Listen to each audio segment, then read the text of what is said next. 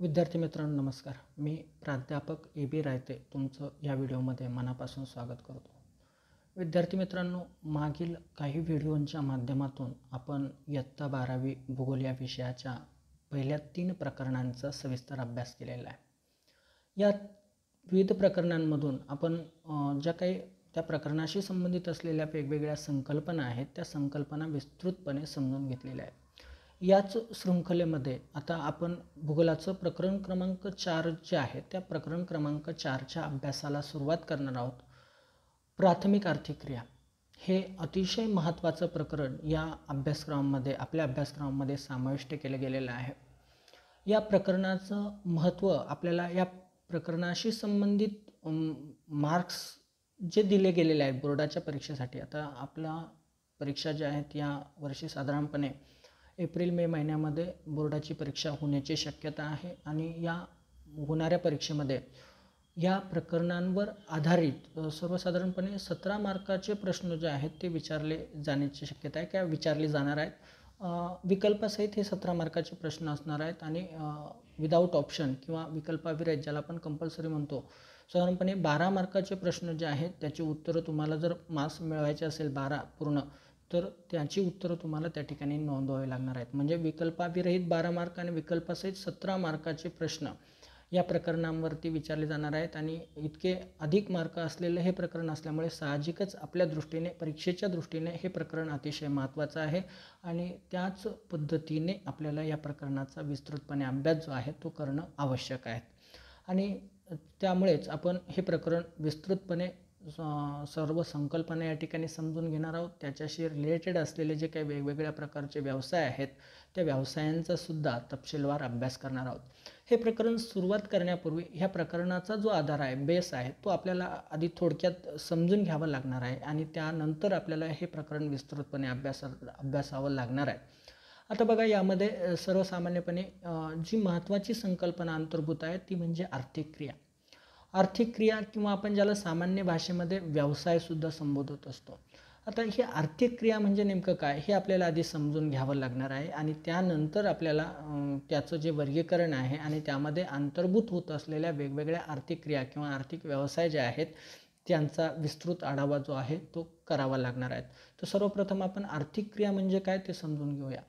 बघा, प्रत्येक व्यक्ती आपलं जीवन जगत असतो आणि आपलं जीवन जगत असताना त्याच्या जीवनामध्ये वेगवेगळ्या प्रकारच्या गरजांची पूर्तता होणं आवश्यक असतं. म्हणजे त्याच्या जीवनामध्ये वेगळ्या प्रकारच्या गरजा ज्या आहेत त्या गरजा निर्माण होत असतात आणि त्या गरजा परिपूर्ण होणं जगण्यासाठी आवश्यक असतात. त्यामध्ये काही आपण ज्याला म्हणू शकतो जीवनावश्यक असतात, काही जीवनावश्यक नसल्या तरी महत्त्वाच्या असतात. चांगल्या प्रकारचं आपण म्हणू शकतो जीवन जगण्यासाठी किंवा चांगलं लाईफस्टाईल मिळण्यासाठी त्या गरजा पूर्ण होणं आवश्यक असतं आणि प्रत्येक व्यक्ती त्या गरजा पूर्ण करण्याचा प्रयत्न जो आहे तो करत असतो. आता त्या गरजा पूर्ण करण्याचा बेस काय किंवा या गरजा कशाच्या आधारावरती तो पूर्ण करू शकतो हा सर्वात महत्त्वाची घटक आहे किंवा गोष्ट आहे. बघा, प्रत्येक व्यक्ती आपल्या जीवनावश्यक गरजांपासून तर विविध प्रकारच्या ज्या काही गरजा असतील ह्या गरजा पूर्ण करण्यासाठी सर्वसामान्यपणे त्याच्या गुणवत्तेनुसार क्षमतेनुसार कुठल्या ना कुठल्या प्रकारचं व्यवहार किंवा कृती जो आहे तो करत असतो.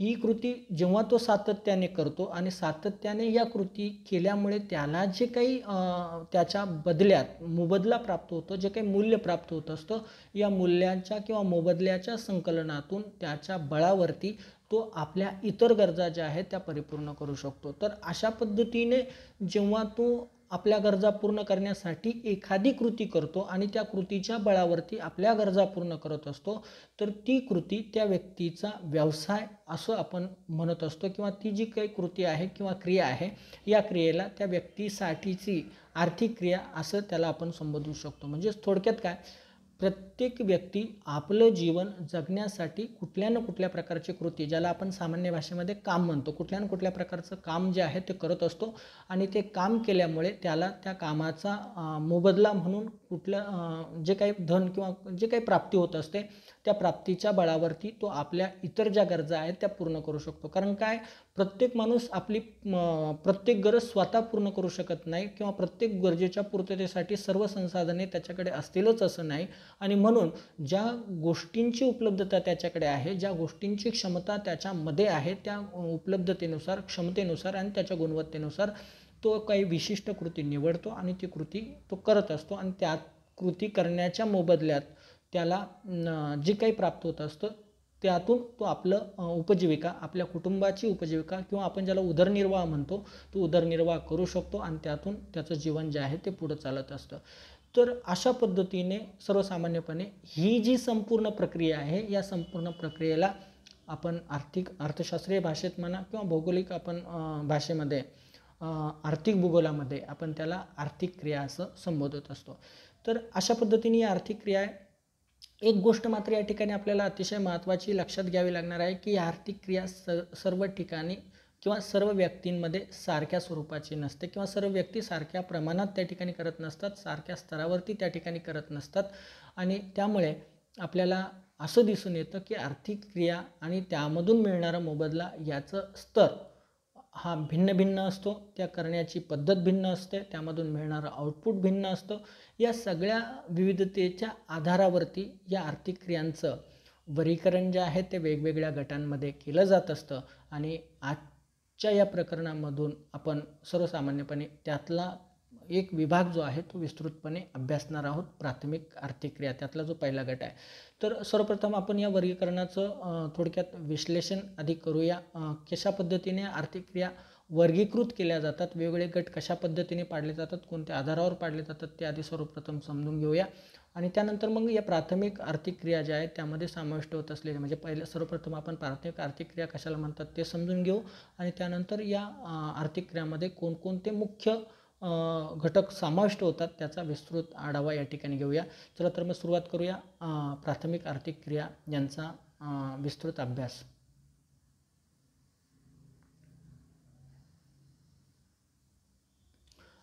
विद्यार्थी मित्रांनो बघा, आपण आर्थिक क्रिया किंवा मानवी व्यवसाय म्हणजे नेमकं काय ते समजून घेतलं. प्रत्येक व्यक्ती आपलं जीवन जगण्यासाठी जी कृती करत असतो, जे कार्य करत असतो आणि त्या कार्याच्या बळावरती त्याला जे काही प्राप्त होत असतं त्या प्राप्तीवरती आपली उपजीविका करणं यालाच आपण आर्थिक क्रिया असं संबोधलेलं आहे.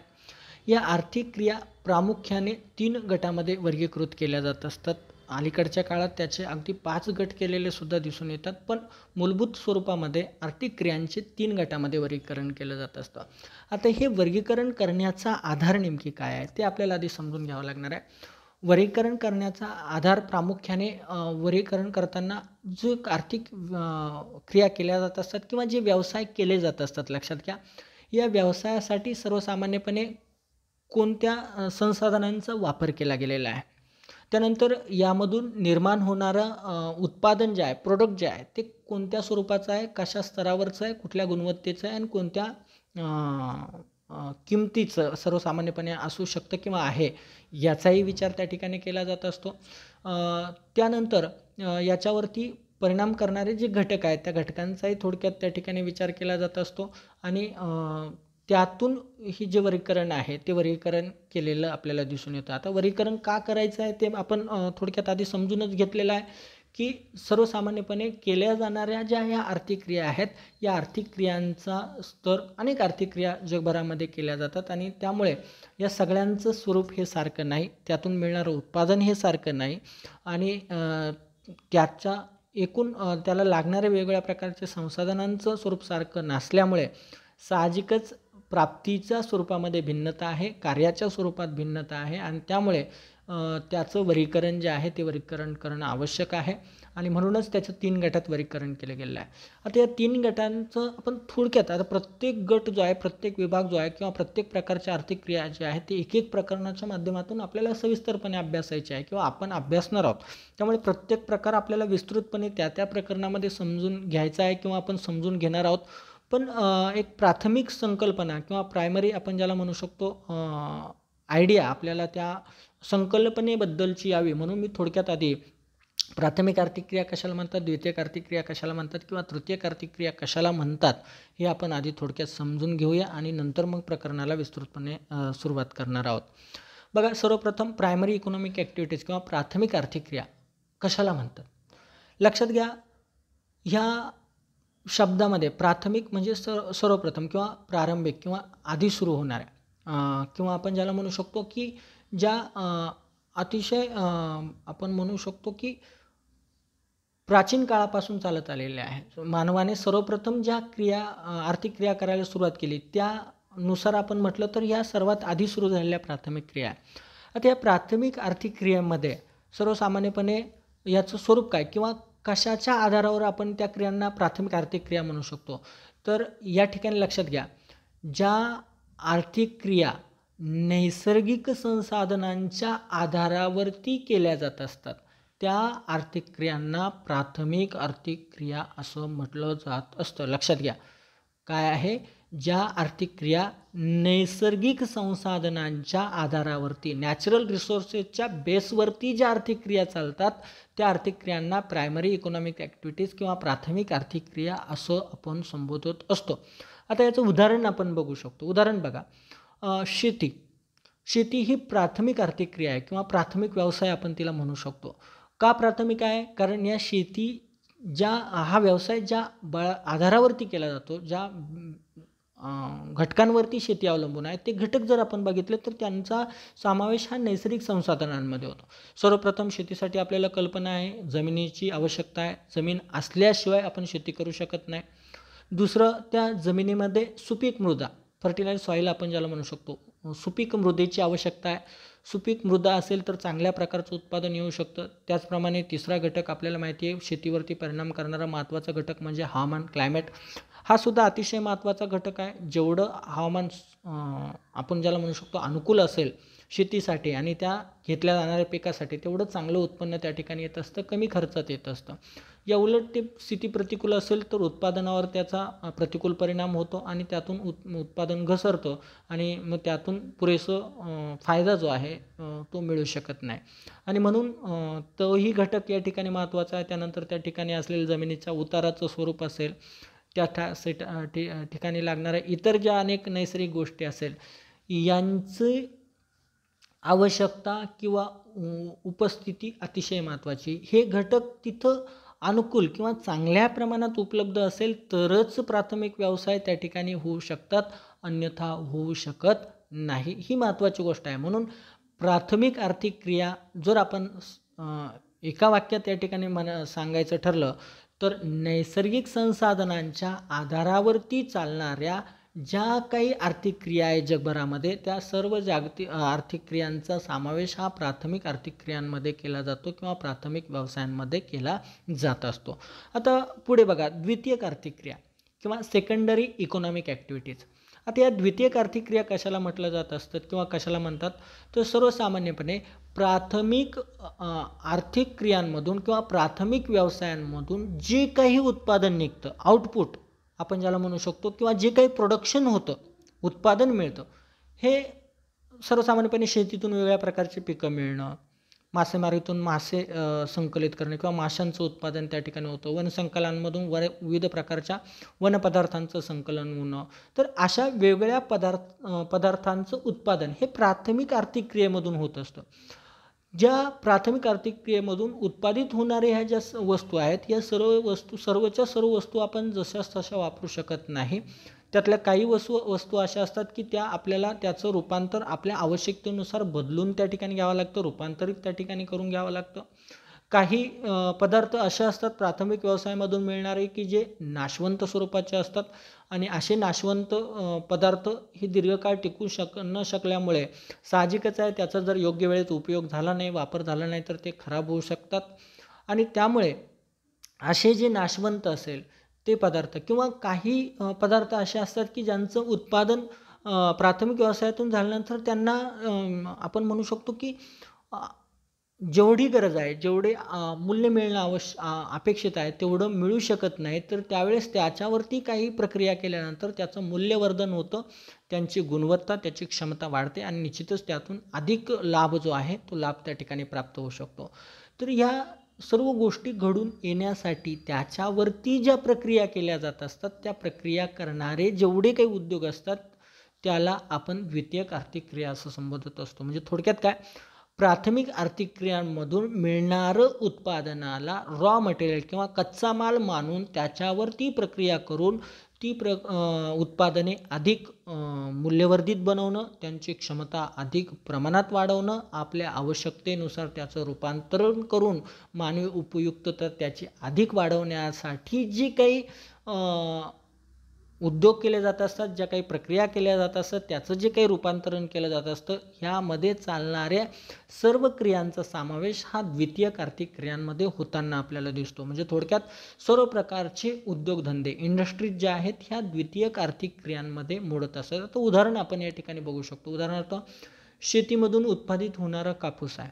आता कापसाचा जसा वापर फारच कमी ठिकाणी होत असतो, काही गोष्टींसाठी होत असतो, पण बहुतांशी कापूस जो आहे, कॉटन आपण ज्याला म्हणू शकतो, त्याचा वापर हा वस्त्रनिर्मितीसाठी केला जात असतो. आणि कापसाचा वस्त्रनिर्मितीसाठी उपयोग जर वस्त्र निर्माण करण्यासाठी उपयोग करायचा असेल तर त्यावरती प्रक्रिया करून वस्त्रोद्योग जो आहे तो स्थापन करावा लागतो आणि त्यातून कापडाची निर्मिती जी आहे ती होऊ शकते. म्हणजे आपल्याला या ठिकाणी लक्षात येतं, आपल्याला आपल्या गरजेनुसार कापसाचं रूपांतर कापडामध्ये करायचं असेल तर त्यावरती प्रक्रिया करावी लागते आणि ती प्रक्रिया केल्यानंतर निश्चितच त्या कापसाचं जे काही मूल्य आहे ते त्या ठिकाणी वाढत असतं, मूल्यवर्धन त्या ठिकाणी होत असतं.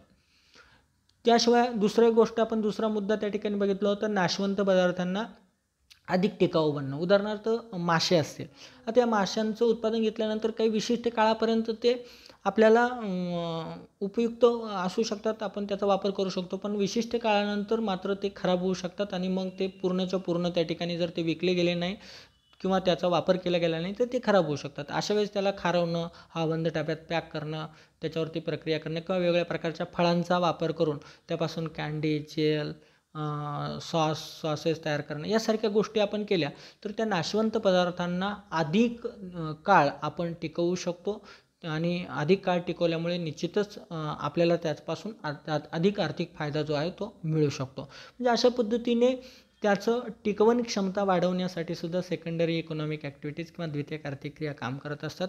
आणखी एक गोष्ट आपण या ठिकाणी आणखी एक मुद्दा बघितला होता, मूल्यवर्धन. ही सुद्धा अतिशय महत्त्वाची गोष्ट आहे. मूल्यवर्धन म्हणजे त्यांच्या गुणवत्तेत वाढ करणं, त्याची गुणवत्ता वाढवणं. आता बघा, साहजिकच आहे, याचं एक आपण उदाहरण बघू शकतो.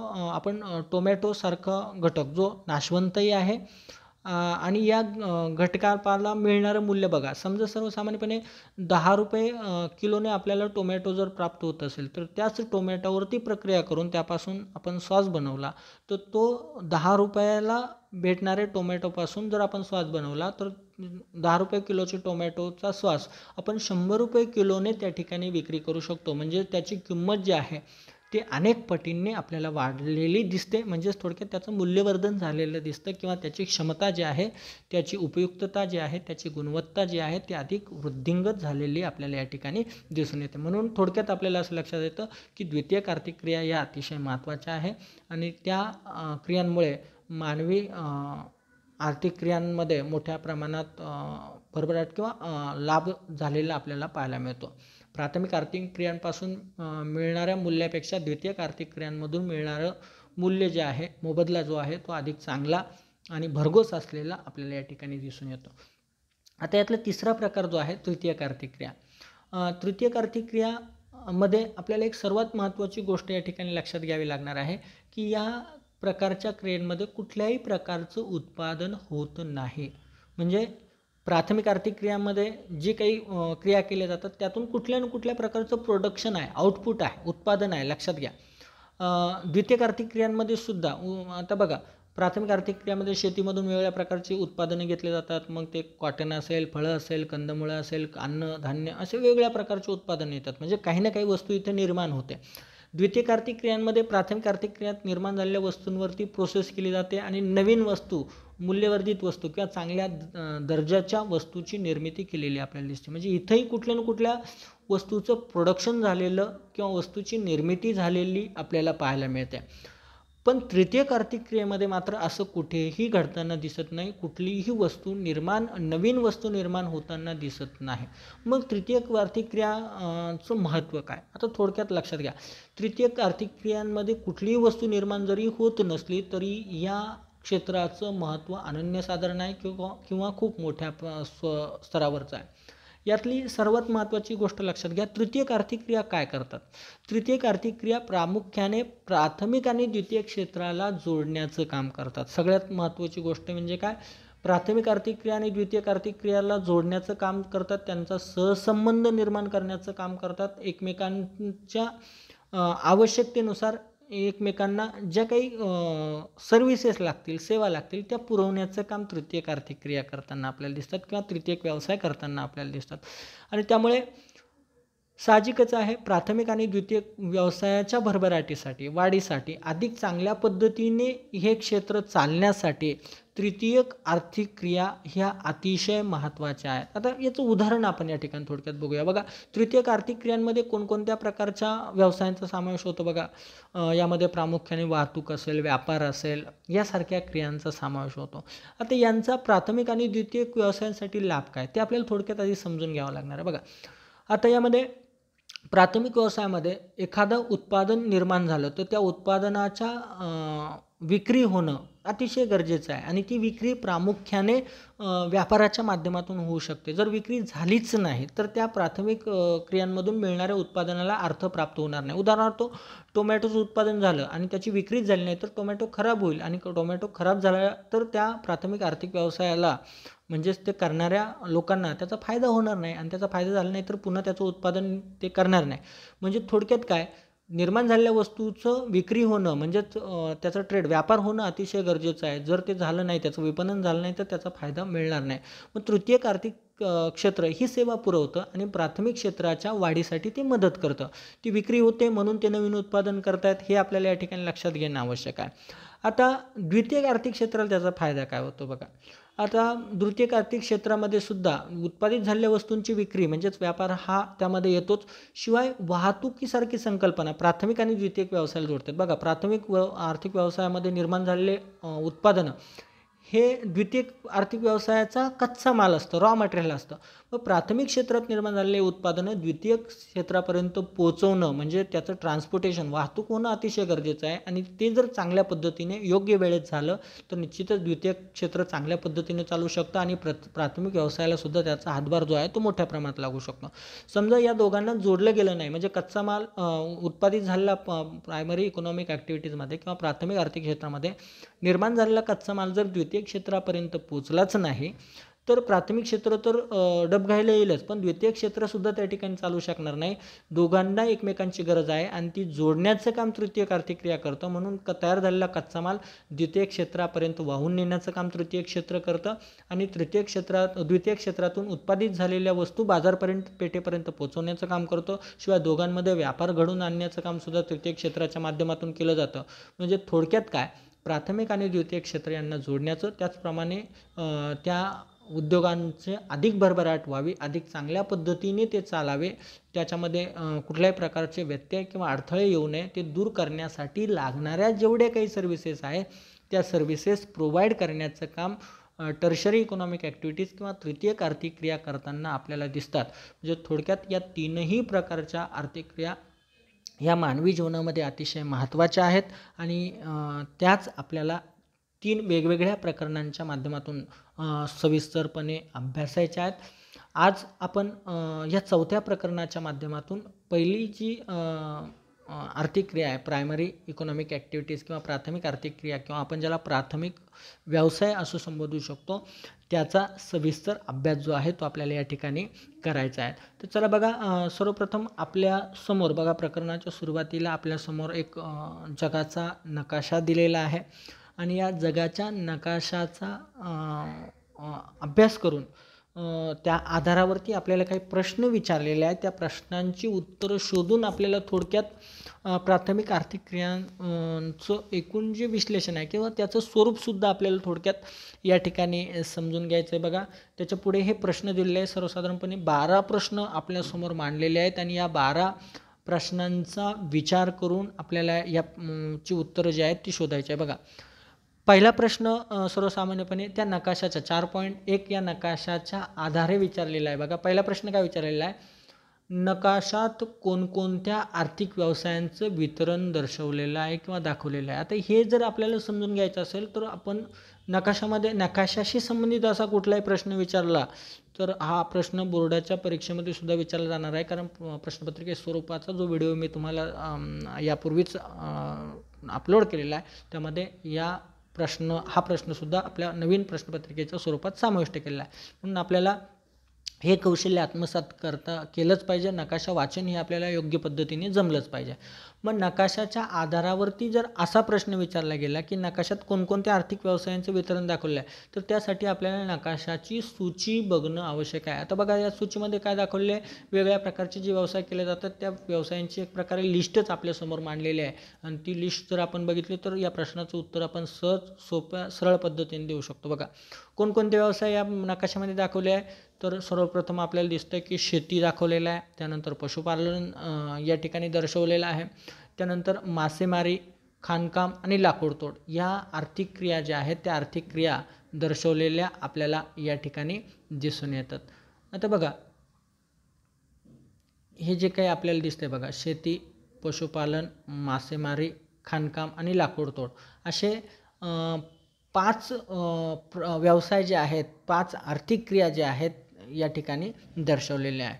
त्यानंतर दुसरा प्रश्न बघा आपल्यासमोर त्यांनी विचारलेला आहे, लाकूडतोड हा व्यवसाय प्रामुख्याने कोणत्या अक्षरवृत्तांदरम्यान आढळतो. आता या ठिकाणी बघा आपल्याला सर्वसामान्यपणे जर या नकाशाचं आपण निरीक्षण केलं बारकाईने तर लाकूडतोडसाठी जे चिन्ह दाखवलेलं आहे बघा या ठिकाणी जे चिन्ह दाखवलेलं आहे बघा,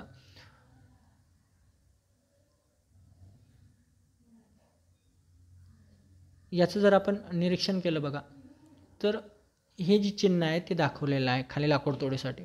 आणि या नकाशाचं निरीक्षण केलं तर आपल्याला असं दिसतंय बघा, या पट्ट्यामध्ये मोठ्या प्रमाणात लाकूडतोड करताना दिसत आहेत, हाही पट्टा या ठिकाणी मोठ्या प्रमाणात लाकूडतोड करताना दिसतोय, या पट्ट्यामध्ये सुद्धा मोठ्या प्रमाणात लाकूडतोड करताना आपल्याला दिसत आहे, लाकूडतोड व्यवसाय दिसतोय.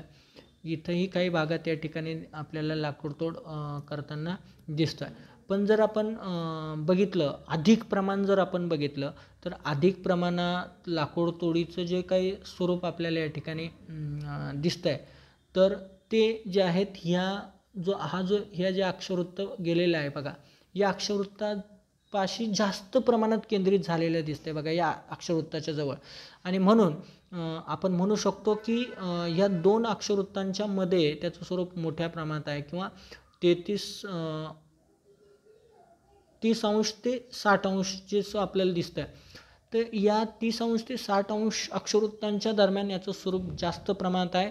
त्यातही 60 अंशाच्या आजूबाजूला किंवा 60 अंशाच्या जवळ आपल्याला असं दिसतंय की लाकूडतोड या व्यवसायाचं प्रमाण सर्वाधिक असलेलं आपल्याला दिसून येतं. हे आपण या ठिकाणी लक्षात घ्यायचं. म्हणजे या प्रश्नाचं उत्तर आहे 60 अंश उत्तर अक्षरवृत्त, त्यातही विशेषतः उत्तर अक्षरवृत्ताच्या जवळ, कारण 60 अंश दक्षिण अक्षरवृत्तावर भूमीचं अस्तित्वच आपल्याला दिसत नाही, तिथं संपूर्णपणे महासागर आहे. पण उत्तर अक्षरवृत्तावरती मात्र मोठ्या प्रमाणात आपल्याला त्या ठिकाणी लाकूडतोड व्यवसाय करताना दिसत आहेत. म्हणजे 60 अक्षरवृत्ताच्या जवळपास मोठ्या प्रमाणात लाकूडतोड व्यवसाय करताना दिसतात. त्यातही 30 ते 60च्या दरम्यान लाकूडतोड व्यवसायाचं प्रमाण मोठ्या प्रमाणात असलेलं आपल्याला या ठिकाणी दिसून येतं. आता पुढचा प्रश्न बघा, या ठिकाणी जो दिलेला आहे,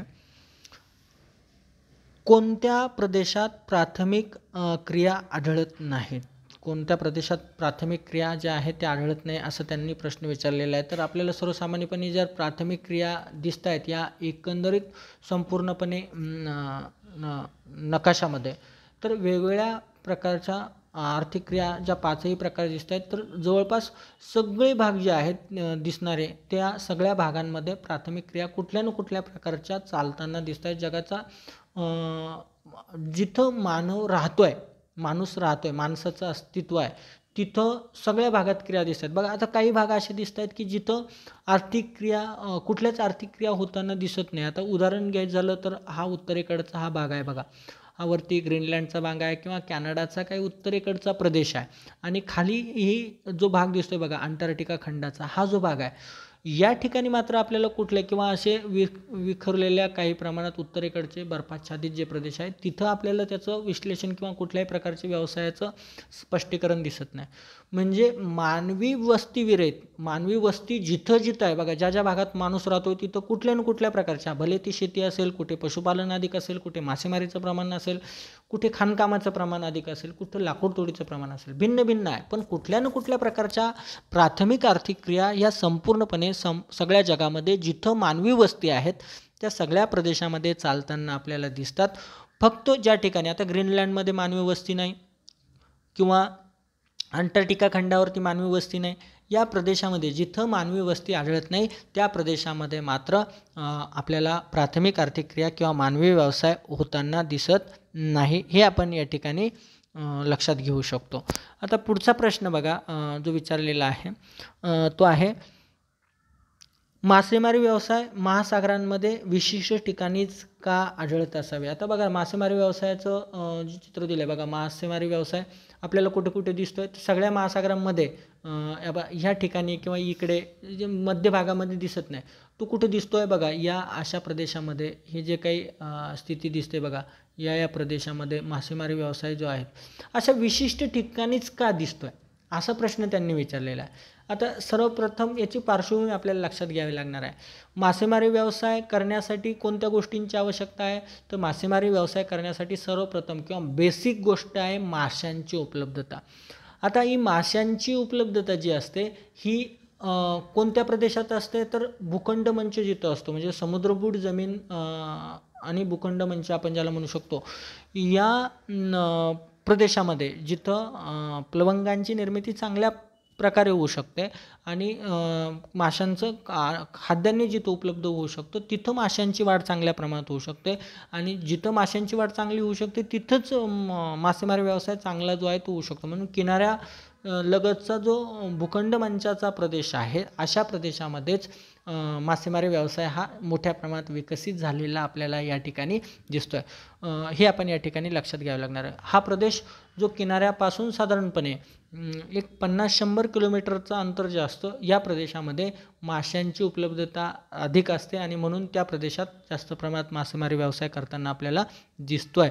मध्य भागामध्ये जमिनीपासून दूरवरच्या अंतरामध्ये जिथं खोल समुद्र असतो तिथं माशांची उपलब्धता कमी असते, कारण तिथं माशांना लागणारं जे खाद्यान्न आहे प्लवंगांसारख्या ज्या वनस्पती आहेत तिथं निर्माण होत नाही, कारण खूप खोल समुद्र आहे आणि माशांना अन्न उपलब्ध नसल्यामुळे अशा प्रदेशात मासे आढळत नाही, म्हणून तिथं मासेमारी व्यवसाय चालत नाही. मात्र किनारी भागामध्ये ती स्थिती नसते आणि त्यामुळे तिथं मासेमारी व्यवसाय हा अधिक प्रमाणात विकसित झालेला आपल्याला दिसू शकतो.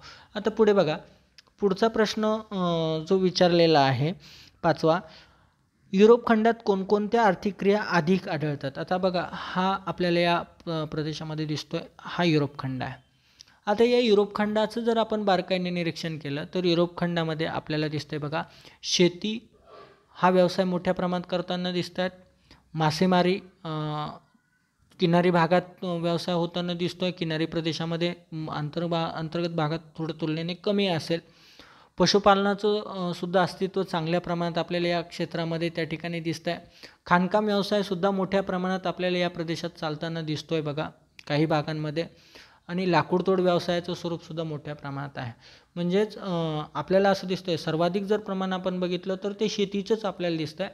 त्याचप्रमाणे खाणकाम, लाकूडतोड आणि पशुपालन यांचंसुद्धा अस्तित्व आपल्याला या युरोप खंडामध्ये करताना आपल्याला दिसत आहे. म्हणजे सर्व प्रकारच्या प्राथमिक आर्थिक क्रिया या ठिकाणी होताना आपल्याला दिसत आहेत. त्यात शेतीचं प्रमाण सर्वाधिक आहे, पशुपालनसुद्धा मोठ्या प्रमाणात केलं जातं, लाकूडतोड जे आहे तो एक क्षेत्र मोठ्या प्रमाणात आहे आणि खाणकामाचं सुद्धा प्रमाण मोठं आहे. फक्त मासेमारीचं प्रमाण तुलनेने कमी असलेलं आपल्याला त्या ठिकाणी दिसतं आहे. जिथं जिथं मासेमारीसाठी अनुकूल स्थिती आहे तिथं तिथं मात्र होताना दिसतं आहे. सर्व भागातच यासारखं बाकीच्या व्यवसायांसारखं होताना दिसत नाही.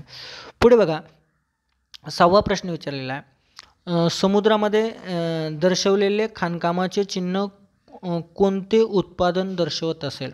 आता बघा समुद्रामध्ये जे खाणकामाचं चिन्ह दर्शवलेलं आहे समुद्राच्या प्रदेशामध्ये हे प्रामुख्याने नैसर्गिक वायू किंवा पेट्रोलियम पदार्थ जे आहेत हे खाणकाम होताना आपल्याला मोठ्या प्रमाणात दिसत समुद्रामध्ये दाखवलेले जे चिन्ह आहेत त्यामध्ये पेट्रोलियम पदार्थांचं उत्पादन, कारण बहुतांशी समुद्री भागामध्ये नैसर्गिक वायू आणि पेट्रोलियम पदार्थ जे आहेत त्याला आपण डिझेल पेट्रोलसारखे खनिज तेल आपण ज्याला म्हणू शकतो, खनिज तेल आणि नैसर्गिक वायू यांचं उत्पादन दर्शवताना आपल्याला दिसेल किंवा कळेल. त्यानंतर पुढचा प्रश्न विचारलेला आहे, कोणत्या खंडात खाणकाम व्यवसाय आढळत नाही आणि का? आता ह्या प्रश्नाचं उत्तर अतिशय सोपं आहे. आपण जर संपूर्णपणे या नकाशाचं निरीक्षण केलं तर आपल्याला कोणत्या खंडात खाणकाम व्यवसाय होताना दिसत नाही, तर तो आहे दक्षिणेकडे स्थित असलेला हा जो काय अंटार्क्टिका कॉन्टिनेंट आहे, खंड आहे, या खंडामध्ये तशा प्रकारची स्थिती आहे. इथं कुठेही आपल्याला खाणकाम व्यवसाय चालण्याचं एकही चिन्ह किंवा त्याच्या आजूबाजूच्या प्रदेशात सुद्धा कुठे दिसत नाही, लक्षात घ्या. म्हणजे या प्रश्नाचे 2 भाग आहे. कोणता खंड आहे ते प्रथम विचारलेलं आहे, तिथं प्राथमिक खाणकाम व्यवसाय चालत नाही, आणि दुसरा प्रश्न त्याला जोडून विचारलेला आहे का, तर पहिला भाग जो आहे त्याचं उत्तर आहे अंटार्क्टिका खंड, जिथं खाणकाम व्यवसाय चालताना दिसत नाही. आणि का चालत नाही त्याचं कारण आपल्या सर्वांना माहिती आहे. अंटार्क्टिका खंड आपण जागतिक वारसा स्थळामध्ये त्याचा समावेश केलेला आहे.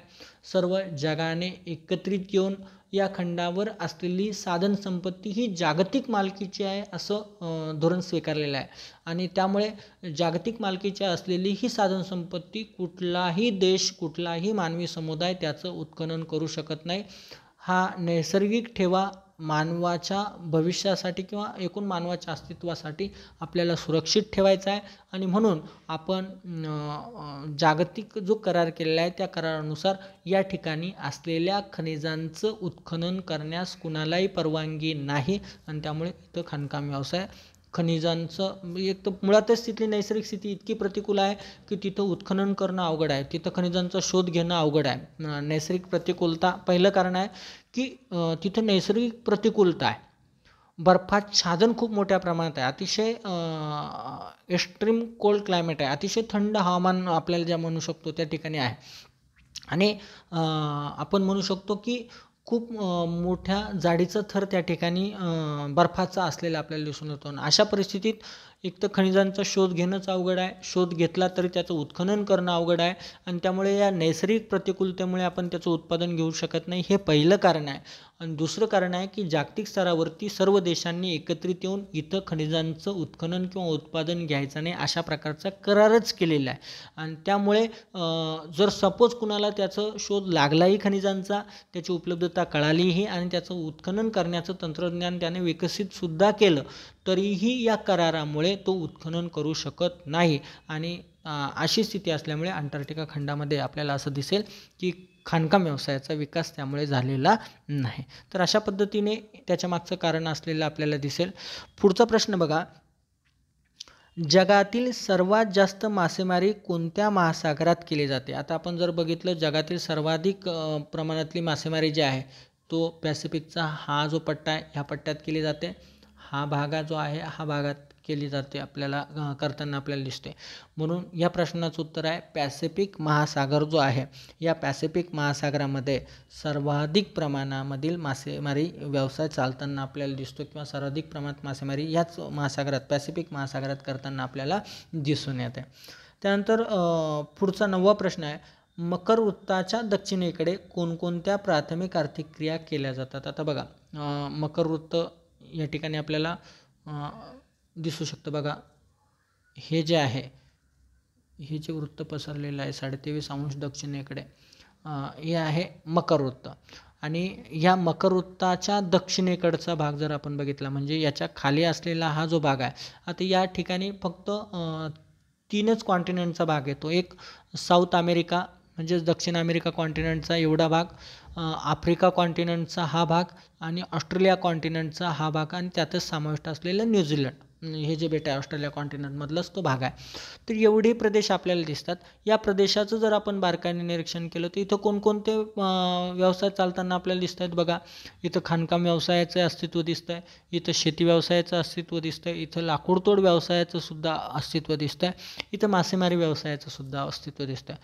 म्हणजे मकर वृत्ताच्या दक्षिणेकडे जर आपण बघितलं, शेती, पशुपालन, मासेमारी, खाणकाम आणि लाकूडतोड हे सर्वच व्यवसाय कमी अधिक प्रमाणात करताना आपल्याला दिसून येतात. हे सर्व प्रकारचे व्यवसाय इथं केले जातात. काहींचं प्रमाण अधिक असेल, काहींचं प्रमाण कमी असेल, पण हे व्यवसाय जे आहे किंवा या आर्थिक क्रिया ज्या आहेत, प्राथमिक आर्थिक क्रिया करताना आपल्याला दिसून येतात. पुढचा 10वा प्रश्न विचारला बघा. आग्नेय आशियातील बेटांच्या समूहावर कोणत्या आर्थिक क्रिया केल्या जात असतात बघा. आता या ठिकाणी सर्वप्रथम आपल्याला आग्नेय आशियाई बेटं या ठिकाणी लक्षात घ्यायचे. आता या आग्नेय आशियाई जे बेटं आहेत, या आग्नेय आशियाई बेटं हे जे बेटं आहेत, या बेटांचा समावेश आपण आग्नेय आशियाई बेटं यातला हा भाग आहे. काही जपानसुद्धा एक प्रकारे बेटांचं स्वरूप आहे, पण ते आग्नेय आशियाईमध्ये येत नाही. तर आग्नेय आशियाई भागामध्ये मोडणारे हे सगळे बेटं आहेत बघा. या बेटांवरती जर आपण बघितलं तर कोणकोणत्या प्रकारचे व्यवसाय करताना दिसत आहेत बघा. या ठिकाणी आपल्याला शेती करताना दिसत आहेत, या ठिकाणी आपल्याला लाकूडतोड व्यवसाय करताना दिसतो आहे, काही भागामध्ये खाणकाम व्यवसाय करताना दिसतो आहे, मासेमारी व्यवसायसुद्धा या ठिकाणी करताना दिसतो आहे. पशुपालनाचं स्वरूप तुलनेने कमी दिसतं आहे किंवा अत्यल्प दिसतं आहे, पण थोड्याफार प्रमाणात त्या ठिकाणी केला जातो. मात्र शेती, मासेमारी, खाणकाम आणि लाकूडतोड या 4 व्यवसायांचं प्रमाण हे मोठ्या प्रमाणात असलेलं आपल्याला या ठिकाणी दिसून येतं. हे व्यवसाय या आग्नेय आशियाई बेटांच्या समूहावरती मोठ्या प्रमाणात केले जातात. 11वा प्रश्न बघा. 4ही गोलार्धांचा विचार करता कोणत्या गोलार्धात शेती व्यवसाय कमी प्रमाणात आढळतो? आता बघा, 4 गोलार्ध, पृथ्वीचे 4 गोलार्ध या ठिकाणी आपल्याला लक्षात घ्यावे लागणार आहे. लक्षात घ्या, पृथ्वीच्या मध्यातून जे अक्षवृत्त जातं, लक्षात घ्या, हे 0 अंशावरून जाणारं जे अक्षवृत्त आहे याला आपण विषुववृत्त म्हणतो बघा. हे 0 अंशावरून जातं, हे विषुववृत्त. याच्या उत्तरेकडे जो असतो तो उत्तर गोलार्ध आणि याच्या दक्षिणेकडे जो असतो तो दक्षिण गोलार्ध, असे पृथ्वीचे 2 गोलार्ध 0 अंश अक्षवृत्तांमुळे केलेले आहे, नॉर्थ हेमिस्फिअर आणि साऊथ हेमिस्फिअर. त्याचप्रमाणे 0 अंश रेखावृत्ताच्या आधारावरती आपल्याला लक्षात घ्या, आता एक्झॅक्ट तो इथे येत नाही, आपण त्याचं स्वरूप जे आहे 0 अंश रेखावृत्ताचं लक्षात घ्यावं लागणार आहे, ते ज्या पद्धतीने आहे. पण आपल्याला थोडक्यात अंदाज यावा म्हणून मी त्या ठिकाणी सांगतो आहे. जर आपण बघितलं तर यामध्ये याच्यानुसार आपल्याला त्याच्या पूर्वेकडे जो भाग येतो तो पूर्व गोलार्ध आहे आणि पश्चिमेकडे जो भाग येतो तो पश्चिम गोलार्ध आहे आणि यातून 4 गोलार्ध तयार होतात. लक्षात घ्या, हा जो गोलार्ध येतो हा उत्तर पश्चिम येतो, हा उत्तर पूर्व येतो, हा जो आहे हा दक्षिण पश्चिम येतो आणि हा दक्षिण पूर्व येताना आपल्याला दिसतो. म्हणजे अशा पद्धतीने पृथ्वीचे 4 गोलार्ध पडतात, उत्तर पूर्व, उत्तर पश्चिम, दक्षिण पूर्व, दक्षिण पश्चिम, अशा पद्धतीने पृथ्वीचे 4 गोलार्ध निर्माण झालेले आपल्याला दिसतात. आणि सर्वसामान्यपणे जो प्रश्न आपल्याला या ठिकाणी त्यांनी विचारलेला आहे की सर्वसामान्यपणे पृथ्वीच्या एकूण निरीक्षण केलं, जे काही निरीक्षण केलं तर त्यानुसार 4ही गोलार्धांचा विचार करा, शेती व्यवसाय कमी प्रमाणात कोणत्या गोलार्धात आढळतो? आता जर आपण या 4ही प्रकार व्यवसायांचं निरीक्षण केलं तर शेती व्यवसायाचं सर्वात कमी प्रमाण जे आहे हे आपल्याला दिसेल दक्षिण पूर्व जे क्षेत्र आहे, या दक्षिण पूर्व क्षेत्रामध्ये शेती व्यवसायाचं प्रमाण सर्वात कमी असलेलं आपल्याला या ठिकाणी दिसू शकतं किंवा सर्वात कमी प्रमाणात हा व्यवसाय करताना आपल्याला दिसेल दक्षिण पूर्वमध्ये. दक्षिण पश्चिममध्ये सुद्धा तुलनेने कमीच आहे, काही हरकत नाही, पण मुळातच दक्षिण पूर्वमध्ये जमिनीची उपलब्धताच कमी आहे हे आपल्याला या ठिकाणी लक्षात येतं.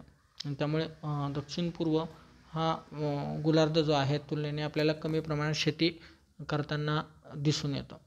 त्यानंतर शेवटचा प्रश्न या ठिकाणी विचारलेला आहे बघा, शेती क्षेत्रांचा अक्षवृत्तीय विस्तार आणि हवामान याबद्दल टिप लिहा. आता शेती क्षेत्राचा अक्षवृत्ती विस्तार आणि हवामान हे जे दोन गोष्टी आहे दोघांची खूप मोठ्या प्रमाणात अक्षवृत्ती विस्तार आणि हवामानाचा सहसंबंध आहे आणि त्याच्यावर शेतीचं जे काही स्वरूप आहे ते अवलंबून असतं, हे आपल्याला या ठिकाणी लक्षात घ्यायचं आहे. अक्षवृत्ती विस्तार जसं जसं उच्च अक्षवृत्त होत जातं तसं तापमान कमी होत जातं आणि जसं निम्न अक्षवृत्ताकडे तुम्ही जाल तसं तापमान वाढत जातं.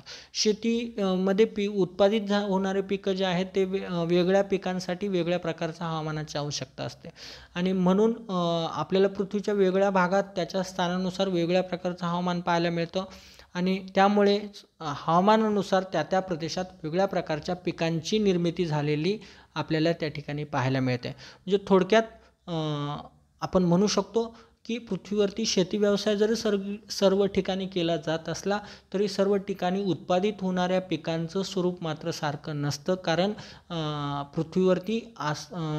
पृथ्वीवरती असलेल्या वेगळ्या प्रदेशांचं स्थान अक्षवृत्तीयदृष्ट्या जर आपण बघितलं तर भिन्न भिन्न आहे आणि त्या भिन्न भिन्न स्थानामुळे भिन्न प्रकारचं हवामान त्या ठिकाणी निर्माण होतं आणि या भिन्न प्रकारच्या हवामानाच्या परिणामातून भिन्न प्रकारच्या उत्पादनांची निर्मिती जी आहे त्या हवामानानुसार त्या ठिकाणी घेतली जात असते आणि म्हणून वेगळ्या भागात वेगळ्या प्रकारची पिकं जी आहेत ती पिकवली जात असतात. यात अधिकचे मुद्देसुद्धा तुम्ही मांडू शकतात आणि विस्तृतपणे टिप जी आहे ती ह्या संबंधित लिहू शकतात. तर अशा पद्धतीने एक सर्वसामान्यपणे जे नकाशा वाचन आहे किंवा आपल्याला थोडक्यात प्राथमिक व्यवसायाचं जे काही जागतिक वितरण एक प्रकारे आपल्याला समोर दर्शवलेलं आहे, दाखवलेलं आहे, ते आपण थोडक्यात या नकाशाच्या आधारे समजून घेतलेला आहे. त्याचा अभ्यास जो आहे तो केलेला आपल्याला या ठिकाणी दिसून येतो. आता आपल्याला पुढे जायचं आहे बघा. थोडक्यात याचं जे भौगोलिक स्पष्टीकरण दिलं आहे, जे आपण आत्तापर्यंत बघितलं त्या भौगोलिक स्पष्टीकरणाचा थोडक्यात आढावा घ्यायचा आहे बघा.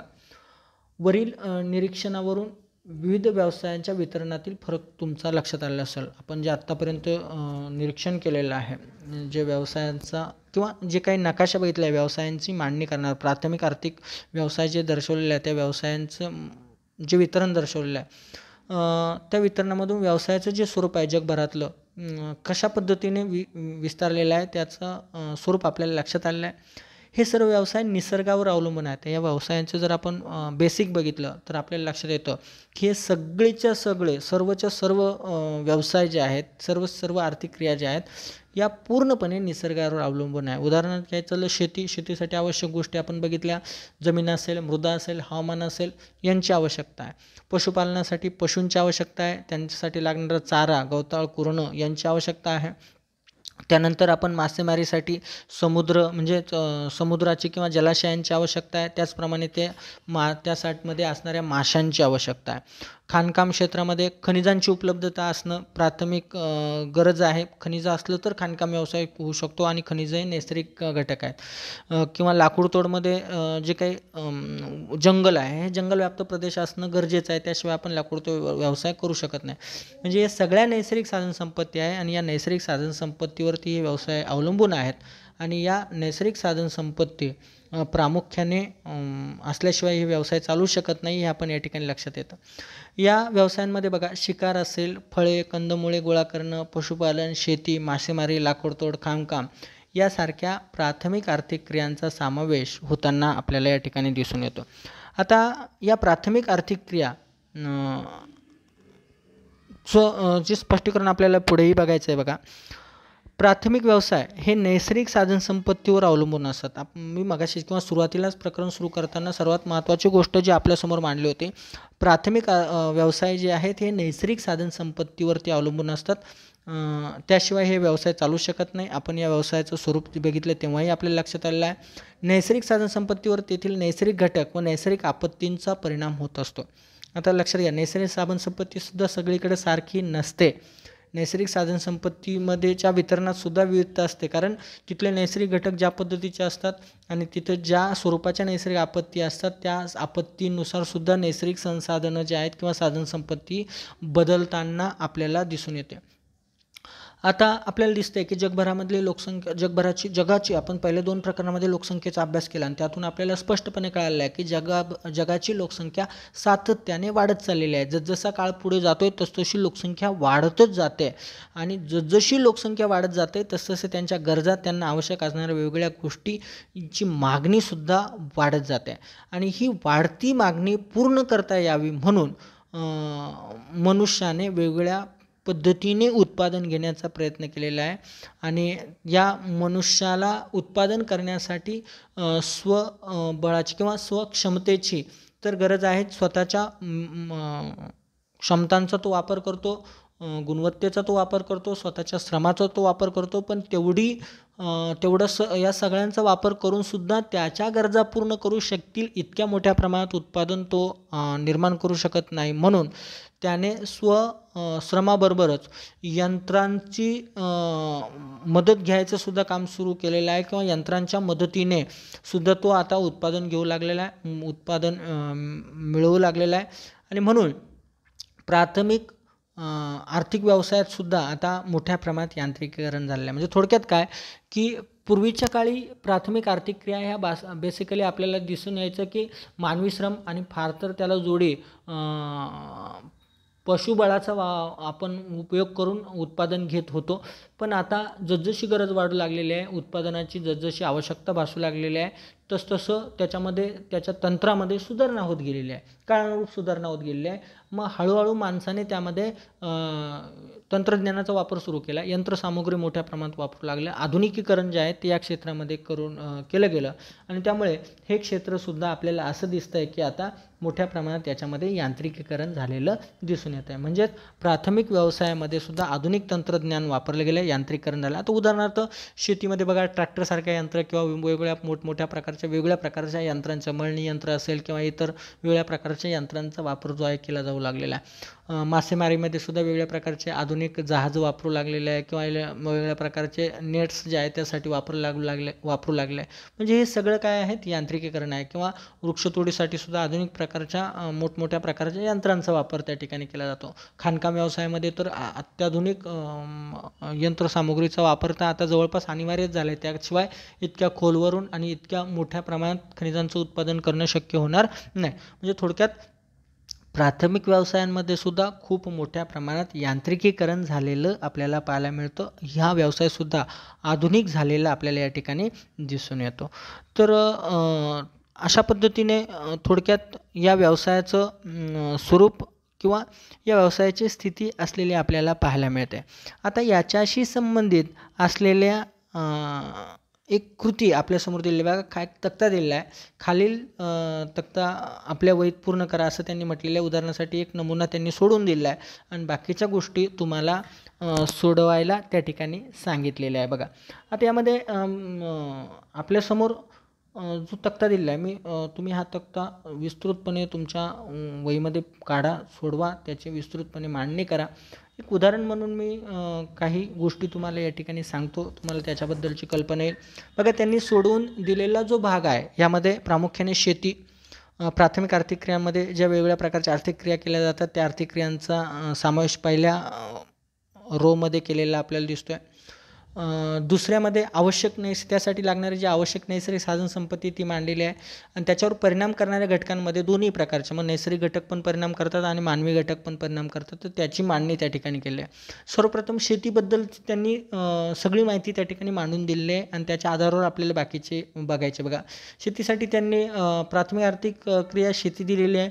आवश्यक नैसर्गिक साधनसंपत्ती 3 गोष्टी तर आवश्यक आहे, जमीन, मृदा आणि पाणी या 3 गोष्टी शेतीसाठी आवश्यक आहे, त्याशिवाय शेती होऊ शकत नाही. नैसर्गिक घटक परिणाम करणारे कोणकोणते आहे तर पहिला गोष्टी या ठिकाणी मांडलेली बघा, जमिनीचा उतार कसा आहे, मृदेची गुणवत्ता काय आहे, अनुकूल हवामान आणि पर्जन्याचा नियमितपणा, ह्या ज्या गोष्टी आहेत या नैसर्गिक घटक आहेत हे सगळे, आणि याचा शेतीवर परिणाम होतो. बघा, जमिनीचा उतार जेवढा चांगला म्हणजे अनुकूल असेल, कमी प्रमाणात असेल, मंद उतारात जमीन असेल तेवढी शेतीसाठी अनुकूल असेल. जेवढी उतार तीव्र असेल तेवढी शेतीसाठी ती प्रतिकूल किंवा उत्पन्न कमी येऊ शकतं. मृदेची गुणवत्ता जेवढी चांगली तेवढं उत्पादन चांगलं. मृदेची गुणवत्ता जेवढी कमी तेवढं उत्पादन खर्च आणि उत्पादन खर्च वाढतो आणि उत्पन्नही कमी येऊ शकतं. आणि त्यामुळे मृदेची गुणवत्तासुद्धा खूप मोठ्या प्रमाणात परिणाम करते. हवामान, वेगळ्या पिकांसाठी वेगळ्या प्रकारचं हवामान असतं. ज्या पिकासाठी ज्या प्रकारचं हवामान आवश्यक आहे तसं हवामान जर तिथं उपलब्ध असेल, अनुकूल असेल तर चांगलं उत्पादन मिळतं. प्रतिकूल असेल तर खर्च वाढतो आणि उत्पादनसुद्धा घटताना दिसतं. पिकांच्या गरजेनुसार पाण्याची आवश्यकता वेगळ्या पिकांना वेगळ्या प्रमाणात असते. त्याच्या आवश्यकतेनुसार पर्जन्यमान जर पडत असेल आणि नियमितपणा असेल पर्जन्यमानामध्ये तर निश्चितच चांगलं उत्पादन मिळू शकतं. पण पर्जन्याच्या प्रमाणामध्ये कमतरता आणि नियमितपणाचा अभाव असेल तर उत्पादन जे आहे ते घटू शकतं. म्हणून हे सगळे नैसर्गिक घटक परिणाम करतात. या नैसर्गिक घटकांबरोबर शेतीसाठी काही मानवी घटकांची सुद्धा आवश्यकता असते. हे मानवी घटकसुद्धा खूप मोठ्या प्रमाणात परिणाम करतात. उदाहरणार्थ खतं, आपण ज्याला फर्टिलायझर्स म्हणतो, हे सुद्धा शेतीच्या उत्पादनावरती खूप मोठ्या प्रमाणात परिणाम करतात. खतांची उपलब्धता योग्य प्रमाणात आवश्यकतेनुसार दिले तर उत्पन्न चांगलं येतं. अतिरिक्त किंवा कमी प्रमाणात जर खतांचा पुरवठा झाला तर उत्पादनावर त्याचा विपरीत परिणाम होताना दिसतो. कीटकनाशके हा सुद्धा एक महत्त्वाचा घटक आहे. वेगवेगळ्या प्रकारच्या किडांचा, कीटकांचा, रोगांचा प्रभाव पिकांवरती होत असतात आणि त्याच्यापासून बचावासाठी आपल्याला वेगवेगळ्या प्रकारच्या कीटकनाशकांचा वापर करावा लागतो. उपयुक्त आणि आवश्यक प्रमाणात कीटकनाशके उपलब्ध झाली वेळेवर तर पीक चांगलं असतं. नाही मिळालं तर पिकांना वेगळ्या प्रकारचे रोग होऊन पीक खराब होऊ शकतं आणि उत्पादन घटतं. त्याचप्रमाणे शेतीसाठी लागणारी यंत्रसामुग्री हे सगळे मानवी घटक आहे. जेवढे आधुनिक चांगल्या प्रकारची जलद पद्धतीने काम करणारी यंत्रसामुग्री उपलब्ध असेल तेवढं उत्पादनासाठी अधिक सुलभ त्या ठिकाणी किंवा चांगली स्थिती निर्माण होते. जिथं ती नसेल तिथं मात्र त्याचा प्रतिकूल परिणाम होताना आपल्याला दिसतो. पुढचा व्यवसाय बघा, पशुपालनासाठी आवश्यक नैसर्गिक साधन संपत्ती आपण कोणते बघू शकतो तर 2 गोष्टी अतिशय महत्त्वाच्या आहे. त्यामध्ये पहिला घटक आपल्याला पाहायला मिळेल तो म्हणजे पशु, आणि दुसरा घटक आपल्याला पाहायला मिळेल तो म्हणजे कुरणं, त्यासाठी आवश्यक असणारी कुरणे. या 2 नैसर्गिक साधन संपत्तीची आवश्यकता आहे. नैसर्गिक घटक कोणते परिणाम करू शकतात तर प्रामुख्याने हवामान, त्या ठिकाणी असलेलं हवामान, त्यानंतर उपलब्ध असलेल्या कुरणांची किंवा चाऱ्याची गुणवत्ता, पशूंची गुणवत्ता आणि पाण्याची उपलब्धता. कारण पशुपालनासाठी पाणीसुद्धा नैसर्गिक आवश्यक घटकांमध्ये पाणीसुद्धा आवश्यकच आहे. तर पाण्याची उपलब्धता आणि त्याचं स्वरूपसुद्धा खूप महत्त्वाचं आहे. हे घटक पशुपालन व्यवसायावरती परिणाम करत असतात.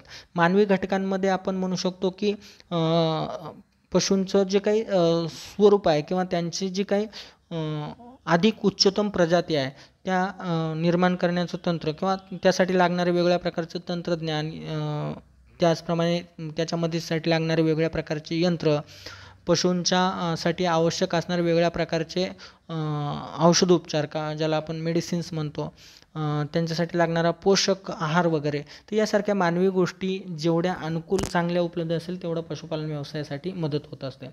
मासेमारीसाठी सुद्धा आपल्याला 2 महत्त्वाच्या गोष्टी या ठिकाणी लक्षात घ्याव्या लागणार आहे. एक म्हणजे जलस्रोत किंवा जलाशय, आणि दुसरं गोष्ट म्हणजे त्यामध्ये उपलब्ध असणारे वेगवेगळ्या प्रकारचे मासे किंवा त्यांच्या प्रजाती. आता नैसर्गिक घटक कोणते परिणाम करू शकतात तर त्या ठिकाणी असलेल्या समुद्राची खोली, पाण्याची उपलब्धता, पाण्याच्या उपलब्धतेचा कालावधी, माशांच्या वेगवेगळ्या प्रकारच्या प्रजाती, समुद्राची एकंदरीत खोली, समुद्राची क्षारता, सूर्यप्रकाशाचं प्रमाण, यासारख्या गोष्टी नैसर्गिक घटक मासेमारी व्यवसायावरती परिणाम करत असतात.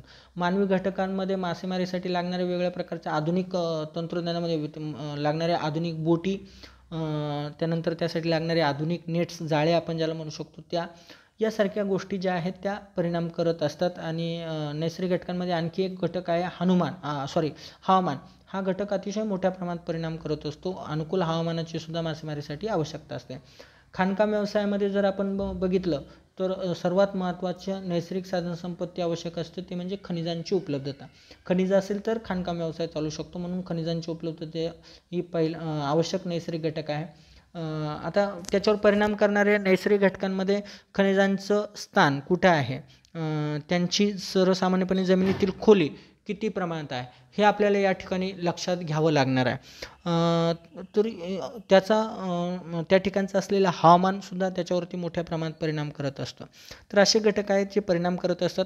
मानवी घटकांमध्ये जर आपण मानवी घटकांचं निरीक्षण केलं तर मानवी घटकमध्ये त्यासाठी लागणारं तंत्रज्ञान कशा स्वरूपाचं आहे, यंत्र त्याच्यामध्ये त्यासाठी लागणारी यंत्रसामुग्री, मनुष्यबळाचा पुरवठा, ह्या गोष्टी ज्या आहेत ह्या महत्त्वाच्या आहेत आणि त्या खाणकाम व्यवसायावरती परिणाम करतात. लाकूडतोड व्यवसायामध्ये जंगल, त्या ठिकाणचं हवामान, म्हणजे जंगलांची उपलब्धता हा महत्त्वाचा घटक आहे. याच्यावर परिणाम करणारे नैसर्गिक घटक, त्यांचं स्थान, लाकडाची एकूण उपलब्ध असते लाकडाची गुणवत्ता, पाण्याचं किंवा त्या ठिकाणचं हवामान ह्या गोष्टी परिणाम करतात. मानवी घटकांमध्ये त्याचं उत्पादन करण्यासाठी लागणारी वेगवेगळ्या प्रकारची यंत्रसामुग्री त्याच्यामध्ये समाविष्ट होताना आपल्याला दिसते. फळं कंदमुळं गोळा करण्यामध्ये सर्वात महत्त्वाचा आवश्यक घटक आहे जंगल व्याप्त प्रदेश, कारण हे सगळे वनसंकलनाचे पदार्थ आहे, जंगलामध्ये उपलब्ध होणारे पदार्थ आहे. तर त्यांची उपलब्धता असणं गरजेचं आहे. नैसर्गिक घटक कोणते परिणाम करतात तर त्या ठिकाणचं हवामान आणि त्या ठिकाणच्या एकूण प्राकृतिक रचनेचा सुद्धा प्रभाव पडताना आपल्याला पडतो. मानवी घटकांचा इथं फारसा परिणाम होत नाही, कारण इथं तंत्रज्ञान किंवा इतर गोष्टी ज्या आहेत उपलब्ध होत नाही, वापरला फारसा जात नाही. हा व्यवसाय दिवसेंदिवस कमी होताना सुद्धा दिसतो आहे. पण अलीकडे काही प्रमाणात व्यापारी तत्त्वावर जेव्हा त्याचं एखाद्या फळांचं किंवा कंदमुळांचं संकलन केलं जाऊ लागलेलं आहे, तिथं मात्र काही प्रमाणात वेगळ्या प्रकारच्या यंत्रसामुग्रींचा वापर करताना आपल्याला दिसतो आहे. तर अशा पद्धतीने थोडक्यात प्राथमिक व्यवसाय म्हणजे नेमकं काय आणि त्याचं सर्वसामान्यपणे स्वरूप कसं असतं किंवा आपण प्राथमिक व्यवसायाच्या एकूण ज्या प्रारंभिक माहिती आहे ती ह्या लेक्चरच्या माध्यमातून या ठिकाणी मिळवलेली आहेत. पुढच्या व्हिडिओच्या माध्यमातून आपण सविस्तरपणे हे सगळे जे व्यवसाय आहेत दिलेले आपल्यासमोर यांचा थोडक्यात अभ्यास करणार आहोत. विस्तृतपणे त्या सगळ्या व्यवसायांचं स्वरूप जे आहे ते समजून घेणार आहोत, त्यांचं वितरण जे आहे ते लक्षात घेणार आहोत. तर ह्या व्हिडिओमध्ये आपण इथंच थांबूयात. भेटूयात पुढच्या व्हिडिओमध्ये सविस्तरपणे अभ्यास आपण त्याचा करणार आहोत. धन्यवाद.